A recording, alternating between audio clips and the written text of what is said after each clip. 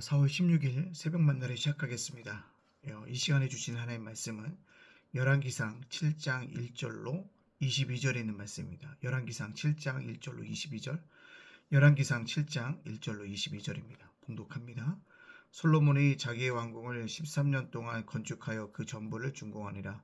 그가 레바논 나무로 왕궁을 지었으니 길이가 100규빗이요 넓이가 50규빗이요 높이가 30규빗이라 백합명 기둥이 4줄이요 기둥 위에 백합명 들보가 있으며 기둥 위에 있는 들보 45개를 백합명으로 덮었는데 들보는 한 줄에 15이요 또 창틀이 3줄에 있는데 창과 창이 3층으로 서로 마주대하였고 모든 문과 문설주를 다 큰 나무로 네모지게 만들었는데 창과 창이 3층으로 서로 마주되었으며 또 기둥을 세워 주량을 지었으니 길이가 50규빗이요 넓이가 30규빗이며 또 기둥 앞에 한 주랑이 있고 또 그 앞에 기둥과 섬돌이 있으며 또 심판하기 위하여 보좌의 주랑 곧 재판하는 주랑을 짓고 온 마루를 백합목으로 덮였고 솔로몬이 거처할 왕국은 그 주랑 뒤에 다른 뜰에 있으니 그 양식이 동일하여 솔로몬이 또 그가 창가든 바로의 딸을 위하여 집을 지었는데 이 주량과 같더라. 이 집들은 앙팍을 모두 귀하고 다듬은 돌로 지었으니 크기대로 톱으로 큰 것이라. 그 초석에서 처마까지와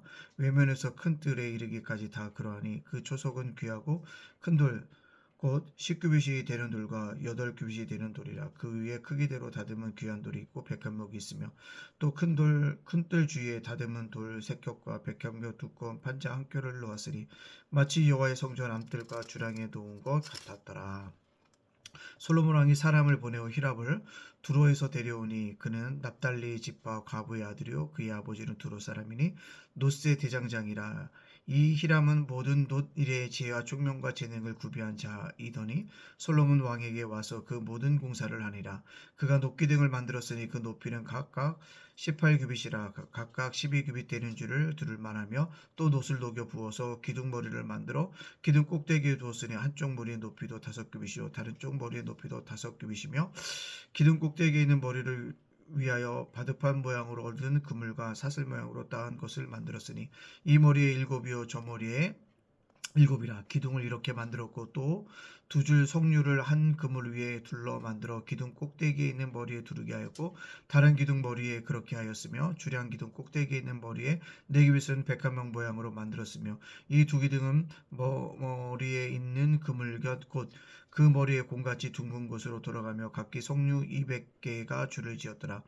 이 2기둥을 성전의 주량 앞에 세우되 오른쪽 기둥을 세우고 그 이름을 야긴하고 왼쪽의 기둥을 세우고 그 이름을 보아스라 하였으며 그 2기둥 꼭대기에 백합화 형상이 있더라.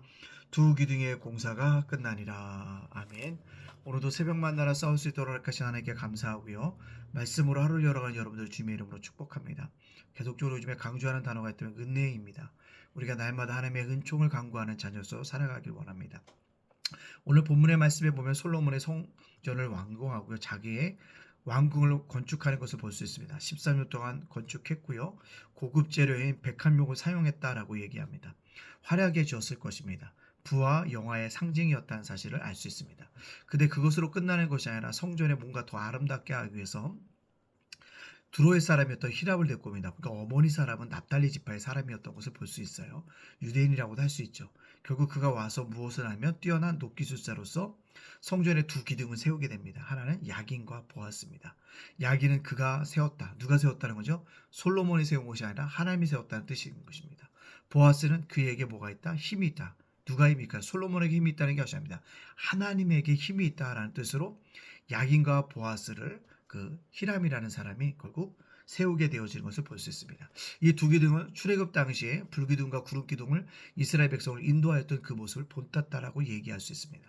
이것을 통해서 알 수 있는 게 무엇입니까? 하나님이 이스라엘을 구원하시고 보호하여 주시고 인도하신다는 상징으로 지었다는 사실을 우리에게 볼 수 있습니다. 자, 그렇다면 오늘 이 말씀을 통해서 저와 여러분에게 주시는 적용점은 무엇일까요? 저는 오늘 이 본문을 가지고 생각할 수 있는 적용점은 이거라고 생각합니다. 일의 시작과 끝은 하나님이시라는 겁니다. 물론 솔로몬이 성전을 건축하고 왕궁을 마무리 지은 것은 솔로몬이었습니다. 그러나 그 내면에는 누가 계셨냐? 하나님이 이끌어갔다는 것입니다. 결국 인생의 시작과 끝도 누구다? 하나님이시다는 사실을 우리는 기억해야 합니다. 따라서 하나님의 인생의 시작과 끝이라고 한다면 하나님의 계획 속에 누구 있다? 우리가 포함되어 있다라는 분명한 것을 기억하고 살아갈 수 있는 우리 믿음의 백성이 되어지기를 간절히 원합니다. 그렇다면 하나님의 계획 속에, 하나님의 끝과 시작 속에 내가 포함되어 있다면 나는 오늘 하나님의 도구로 쓰임받기에 합당한 자로 살아가야 한다는 거죠. 오늘 솔로몬이 성전과 왕국을 하나님께서 쓰임받을 수 있도록 사용하신 것처럼 솔로몬처럼 쓰임받는 한날이 되어지기를 간절히 원합니다. 그것이 바로 뭐다? 일의 시작과 끝은 하나님이시라고 고백하는 믿음의 백성이 가져야 할 태도다라는 사실을 기억하십시오. 두 번째는요, 우리가 꼭 기억하지 일의 시작과 끝은요, 하나님의 타이밍이 있다는 것입니다. 계속적으로 강조하지만 시간이라고 하는 것은 크로노스와 카이로스가 있다고 했어요. 근데 여기서 타이밍은 카이로스입니다. 하나님이 우리를 깨우쳐 주신 순간, 하나님이 우리의 은혜를 경험하게 하는 순간, 하나님의 임재를 우리가 경험하는 시간, 이것이 바로 카이로스라는 것입니다. 이 카이로스가 우리에게 임할 것이라는 것을 분명히 믿고 살아가는 사람들, 그것이 하나님의 일의 시작과 끝을 믿는 사람들의 태도라는 것입니다. 하나님의 타이밍에 쓰임받을 수 있도록 우리가 경험되어질 수 있도록 날마다 그러한 자세로 살아갈 수 있도록 쓰임받을 수 있도록 살아갈 수 있는 저와 여러분이 되어지기를 간절히 원합니다. 마지막으로 뭡니까? 하나님의 인도하심을 믿으라는 것입니다. 일의 시작과 끝이 하나님이시라면 결국 하나님이 그 과정 속에 뭐 하신다? 인도하신다는 것입니다. 아브라함이 갈대아 우르를 떠나서 가나안 땅에 들어가게 하신 것처럼 인도하실 거라는 것입니다. 요셉이 형들의 속임을 당하고 보디발의 아내의 유혹을 당하고 죄인 중에 있었지만 하나님이 그를 인도하셔서 국무총리로 세우셨다는 거죠. 인도하시는 하나님, 과정이 어떻든 하나님 분명히 인도하실 것을 믿고 가야 한다는 것입니다. 또요, 누굽니까? 출애굽도 이스라엘 백성을 애굽에서 나오게 하셨다. 하나님의 인도하심이 있었다는 것입니다.